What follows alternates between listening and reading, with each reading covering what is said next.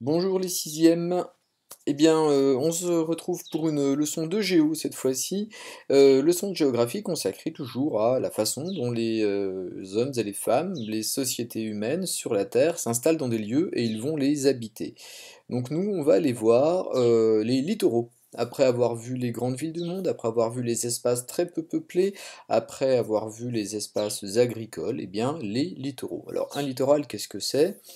Vous, en général, vous appelez ça une côte, le bord, voilà, ça va être les espaces qui sont le long des continents, le long des espaces terrestres de la planète.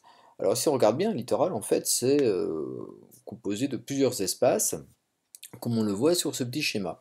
Donc, c'est le contact entre le littoral, l'espace maritime et l'espace terrestre. Alors il y a un espace intermédiaire qui va, d'ailleurs en fonction des marées être plus ou moins important. Ça peut être une plage, une vase ou des rochers. Et en fait, nous, ce littoral, bah, ça va pas être simplement le trait de la côte. Ce serait pas intéressant d'étudier un trait, mais ça va être l'espace qui va être derrière ce trait de côte et qui va bien être habité, être occupé par, je l'ai dit, des hommes, des femmes, des sociétés. Donc allons-y, c'est parti. Alors petite remarque quand même, on va parler cette fois-ci de lieux qui sont au contact des continents, bah, ce sont les océans, ce sont les mers, je vous demande de très bien les connaître. Alors là, vous voyez sur la carte, on a nos continents, on a nos océans, révisez-les, l'Indien, donc l'océan Indien, l'océan Pacifique, l'océan Atlantique, l'océan glacial arctique. Alors cette fois-ci, c'est parti, on y va. On va essayer de comprendre pourquoi ces littoraux sont aussi intéressants. Alors regardez bien, je vais faire apparaître des éléments qui sont dans cette légende ici, et notamment ces petits points. On a déjà vu des cartes comme celle-ci, les points représentent 1 million d'habitants. Ce système permet de voir quels sont les grands traits de la répartition de la population mondiale. Alors on y va, voilà.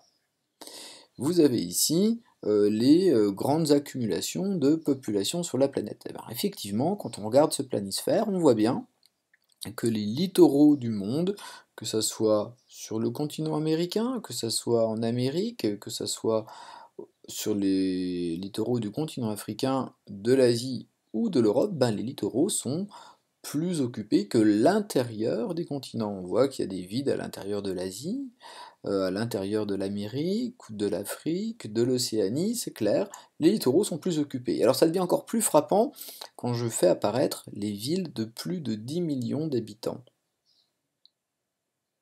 Alors, ça peut faire un petit peu peur comme ça, mais je vous rappelle que c'est des villes que vous devez connaître et savoir placer. Alors, laissons ça de côté. Ces villes, regardons-les, elles sont quasiment toutes sur des littoraux. Alors pas toutes exactement, hein. Alors Paris, mais quand même on n'est pas très loin du littoral, Moscou, exception, Delhi, exception, mais on n'est jamais fortement éloigné des littoraux. Alors, on termine avec un dernier point. Votre planisphère, qui est dans votre livre en fait, propose de faire apparaître les pays qui n'ont pas de littoral ou dont le littoral donne sur une mer fermée. Bien regardez, sachant qu'il y a à peu près 200 pays dans le monde, 192, alors les voilà, ces pays qui n'ont pas de littoral ou un littoral sur une mer fermée. Donc on en trouve deux en Amérique du Sud, quelques-uns sur le continent africain, quelques-uns en Asie, tout le reste, tous les États du monde sont connectés aux océans. Pourquoi les littoraux attirent-ils autant d'habitants? C'est ce qu'on va voir dans cette leçon.